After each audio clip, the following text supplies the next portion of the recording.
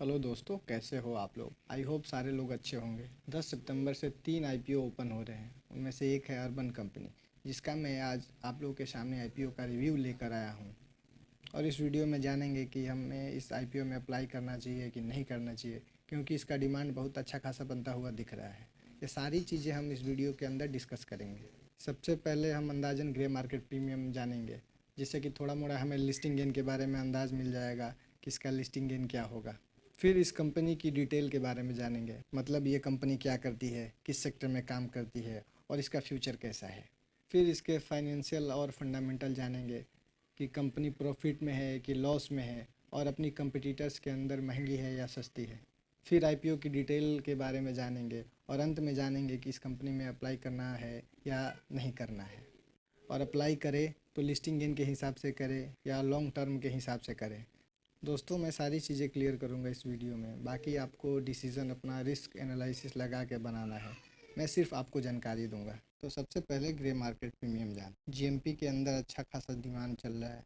मतलब कि देख सकते हैं हम कि अभी 21% प्लस का डिमांड चल रहा है, जो कि 22 रुपये पर शेयर अभी है। पहले इसका डिमांड 18% था, जो अभी बढ़ के 22% के करीब हो गया है। 19 रुपये से बढ़ के ये 22 रुपये अभी डिमांड चल रहा है। इसके एंकर लिस्ट के बारे में कोई भी अपडेट नहीं है। यदि अपडेट आता है तो मैं आप लोगों को अपने टेलीग्राम चैनल पे अपडेट कर दूंगा। टेलीग्राम चैनल और फ्री डीमेट अकाउंट का लिंक डिस्क्रिप्शन में है। आप लोग जल्दी ज्वाइन कर लो ताकि कोई अपडेट मिस ना हो। फिर दोस्तों, कंपनी डिटेल के बारे में मैं आपको एक लाइन के अंदर सिंपल समझा देता हूँ कि ये कंपनी क्या करती है, ताकि आपको कोई भी कन्फ्यूज़न नहीं रहे। अर्बन कंपनी भारत का सबसे बड़ा होम सर्विस मार्केट प्लेस है, जो ग्राहक को घर की मरम्मत जैसे कि प्लम्बिंग, इलेक्ट्रिकल, सफाई, ब्यूटी और उपकरणों की मदद जैसी होम सर्विस देता है। अर्बन कंपनी बेसिकली आपको होम सर्विस प्रोवाइड करता है, जैसे कि ब्यूटिशियन से रिलेटेड है, प्लम्बिंग है, इलेक्ट्रिकल है, सफाई है, और जैसे कि एसी सर्विसेज का मरम्मत, फ्रीज़र का मरम्मत वगैरह ये कंपनी प्रोवाइड करती है। बेसिकली ये प्लेटफॉर्म है, जैसे कि हम ओला से अपना राइड बुक करते हैं, वैसे ही हम अपना कोई भी प्लम्बिंग का काम हो, इलेक्ट्रिकल काम हो, ब्यूटिशियन वाला काम हो, ये इस प्लेटफॉर्म के जरिए हम बुक कर सकते हैं और इसका सर्विस ले सकते हैं। इस कंपनी के 51 सिटी में अक्रॉस इंडिया और फॉरेन में भी प्रेजेंस है। इस कंपनी ने 2023-24 से वाटर प्यूरिफायर और इलेक्ट्रिक डोर जो होता है उसमें भी अपना एंट्री लिया है, जो कि ब्रांड नेम नेटिव से। यदि जून 30 तक देखें तो इसके 54,000 एक्टिव सर्विस प्रोफेशनल्स हैं, जो कि सर्विस प्रोवाइड करते हैं। अब हम इसका फाइनेंशियल और फंडामेंटल देख लेते हैं, मतलब अपने कंपटीटर के अंदर कहाँ स्टैंड करती है। फाइनेंशियल ईयर 2023 से 25 तक दिया गया है। जैसे कि इसका एसेट्स 1631 से लेके 2200 करोड़ हो गया है। टोटल इनकम में भी ग्रोथ हुआ है। प्रॉफिट आफ्टर टैक्स जो कि इसका 2023 में माइनस में निगेटिव में था, जो कि अभी 2025 में 239 करोड़ पॉजिटिव हो गया है। नेटवर्थ में भी इसके ग्रोथ हुए हैं, लेकिन 2024 में थोड़ा कम हो गया था, लेकिन 2025 में इसका नेटवर्थ ग्रो हो गया।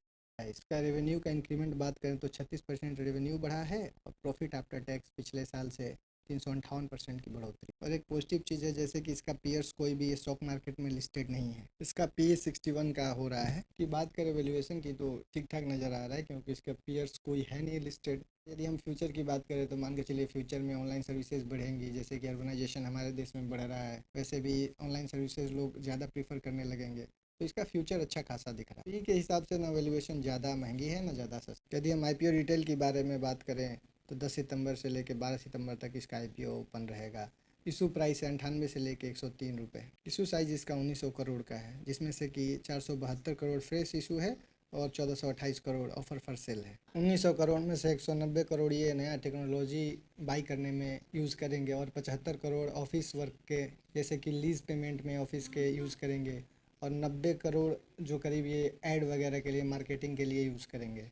बाकी जो पैसा होगा जनरल कॉर्पोरेट पर्पज़ के लिए यूज़ करेंगे। इसका फेस वैल्यू 1 रुपये पर शेयर है। एम्प्लॉय के लिए 9 रुपये का डिस्काउंट दे रहा है। आईपीओ रिजर्वेशन की बात करें तो 75% की वाईवे के लिए रिजर्व है, 10% रिटेलर के लिए है और एनआईआई के लिए 15% रिजर्व है। रिटेलर मिनिमम 145 शेयर के लिए अप्लाई कर सकते हैं, जो कि 14,935 रुपये का होगा। स्मॉल एचएनआई 2030 शेयर के लिए अप्लाई कर सकते हैं, जो कि 14 लॉट है, और बिग एचएनआई 67 लॉट के लिए अप्लाई कर सकते हैं मिनिमम। इस आईपीओ में अप्लाई करना चाहिए या नहीं करना चाहिए, इसको जानने से पहले मैं आपको एक इन्फॉर्मेशन दे देता हूँ। जैसे आपके फैमिली मेम्बर को किसी को फ्री में डीमेट अकाउंट खुलवाना है तो लिंक डिस्क्रिप्शन में है, आप जाके खुलवा सकते हैं। सबसे पहले जो लिस्टिंग गेन के हिसाब से अप्लाई करना चाहते हैं तो जनरली हम कुछ पैरामीटर देखते हैं। जैसे पहले हम जीएमपी देखते हैं, फिर इसका वैल्यूएशन देखते हैं, फिर एंकर लिस्ट और सब्सक्रिप्शन देखते हैं। तो यदि हम जीएमपी का बात करें तो इसका जीएमपी ठीक ठाक यानी कि 20% से प्लस चल रहा है। यदि वैल्यूएशन की भी बात करें तो इसका पीए 60 के करीब है। प्रॉफिट आफ्टर टैक्स मान के चलिए कि इस साल से इसने पॉजिटिव में आना चालू किया है। ये सेक्टर तो फ्यूचर अच्छा खासा दिख रहा है।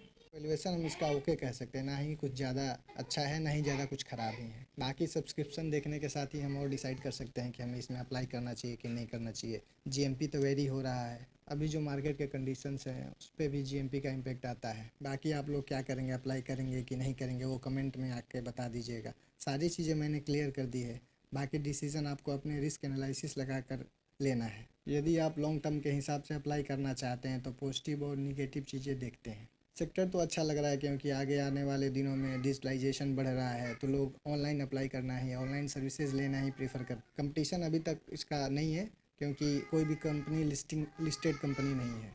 सेक्टर देखते हैं तो सेक्टर तो अट्रैक्टिव लग रहा है क्योंकि कोई बाकी कंपनियां हैं नहीं अभी लिस्टेड कंपनियां जो इस सेक्टर में इसको चैलेंज कर सकें। इस कंपनी ने अपना फॉरेन में भी प्रेजेंस बढ़ा रखा है और ये कंपनी वाटर प्योरीफायर और इलेक्ट्रॉनिक लॉक जो कि नेटिव ब्रांड के नाम से बेचना चालू कर रखी है। मतलब ये अपना प्रेजेंस एक्सप्लोर कर रही है बहुत सारे सेक्टर में। ये फॉरेन में भी अपना प्रेजेंस बढ़ा रही है जो कि एक पॉजिटिव चीज़ें मान सकते हैं। वैल्यूएशन ओके है, बाकी आपकी राय क्या है कमेंट में ज़रूर बताइएगा।